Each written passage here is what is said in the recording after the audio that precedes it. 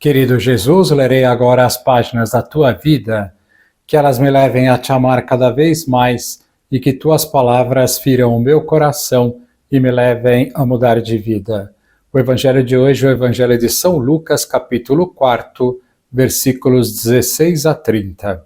Naquele tempo veio Jesus à cidade de Nazaré, onde se tinha criado. Conforme seu costume, entrou na sinagoga no sábado e levantou-se para fazer a leitura. Deram-lhe o livro do profeta Isaías. Abrindo o livro, Jesus achou a passagem em que está escrito: O Espírito do Senhor está sobre mim, porque ele me consagrou com a unção para anunciar a boa nova aos pobres. Enviou-me para proclamar a libertação aos cativos e aos cegos a recuperação da vista, para libertar os oprimidos e para proclamar um ano da graça do Senhor. Depois fechou o livro e entregou-o ao ajudante e sentou-se. Todos os que estavam na sinagoga tinham os olhos fixos nele. Então começou a dizer-lhes: Hoje se cumpriu esta passagem da Escritura que acabastes de ouvir. Todos davam testemunho a seu respeito, admirados com as palavras cheias de encanto que saíam da sua boca. E diziam: Não é este o filho de José?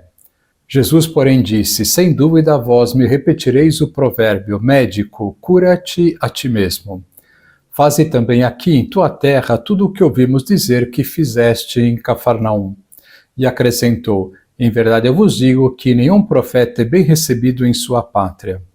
De fato eu vos digo, no tempo do profeta Elias, quando não choveu durante 3 anos e 6 meses, e houve grande fome em toda a região, havia muitas viúvas em Israel. No entanto, a nenhuma delas foi enviado Elias, senão a uma viúva que vivia em Sarepta, na Sidônia. E no tempo do profeta Eliseu, havia muitos leprosos em Israel. Contudo, nenhum deles foi curado, mas sim Naamã, o sírio. Quando ouviram estas palavras de Jesus, todos na sinagoga ficaram furiosos. Levantaram-se e o expulsaram da cidade. Levaram-no até ao alto do monte sobre o qual a cidade estava construída, com a intenção de lançá-lo no precipício. Jesus, porém, passando pelo meio deles, continuou o seu caminho. Palavra da salvação. Glória a vós, Senhor. Vamos olhar para Jesus. Começamos agora a percorrer o Evangelho de São Lucas durante a semana. O de São Mateus já ficou para trás. Estamos novamente no início da vida pública de Cristo. Nosso Senhor vai a Nazaré pela primeira vez. Jesus está na sinagoga. Era o dia de sábado. O sábado era o dia de descanso e de oração para os judeus, por mandamento de Deus. Neste dia, reuniam-se para se instruírem na Sagrada Escritura. Começava a reunião recitando todos juntos o Shema, resumo dos preceitos do Senhor e as 18 bênçãos.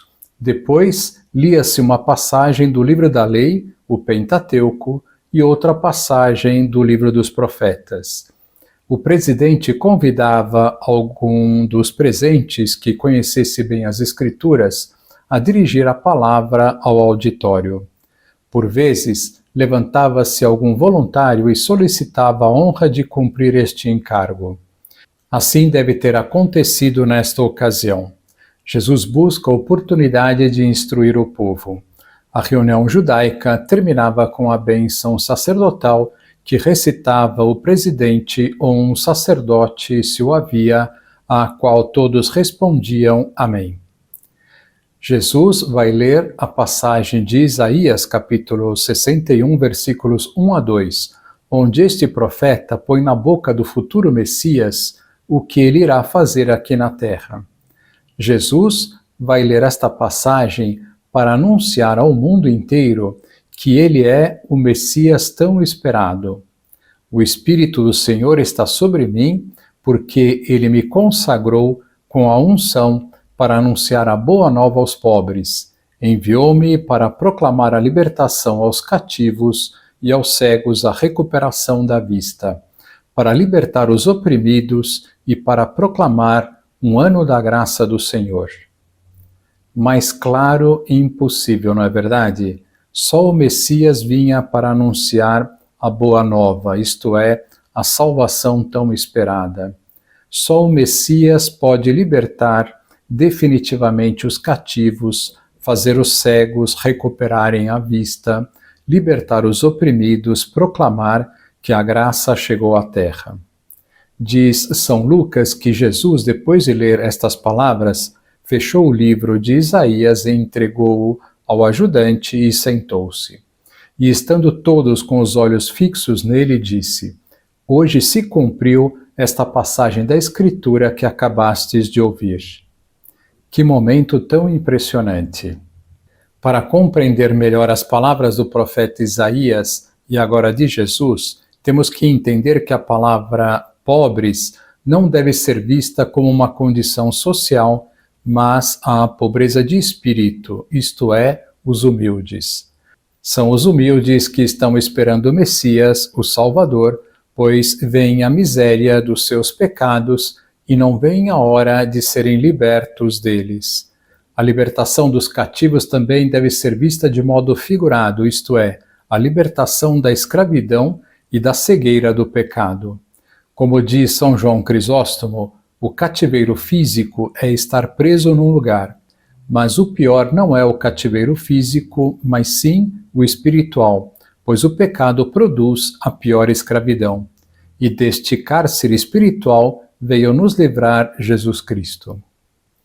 Então, as palavras de Isaías que Cristo leu nesta ocasião falam da sua redenção, a redenção do pecado, a libertação da escravidão do demônio e da morte eterna. No final do Evangelho vemos uma cena impressionante. Todos na sinagoga ficaram furiosos e levantaram-se e o expulsaram da cidade. Levaram-no até o alto do monte sobre o qual a cidade estava construída com a intenção de lançá-lo no precipício. Como se explica isso? O que Jesus fez de mal? A reação tão paradoxal de quererem precipitar Jesus do alto do monte se explica de duas maneiras. Primeiro, ao afirmar que é o Messias. Coloquemo-nos no lugar dos conterrâneos de Jesus. Jesus até então era uma pessoa normal como qualquer outra, sem dar nenhum sinal de que era o Salvador. De repente, diz que é o Filho de Deus que veio à Terra. Todos então ficam chocados e, em vez de acreditarem, são tomados pelo orgulho, contrapondo-se veementemente contra esta afirmação e contra ele. E o chefe da sinagoga deve ter visto esta afirmação como uma blasfêmia. Alguém qualquer dizer que era o próprio Deus era uma grande blasfêmia, e quem blasfemava merecia a morte. Em segundo lugar, explica-se pelo fato dos nazarenos estarem mais curiosos em ver os milagres que já tinham ouvido falar que Jesus havia feito, do que acolher o Salvador dos homens. Ou seja, estavam com o coração duro, próprio dos orgulhosos e não dos humildes.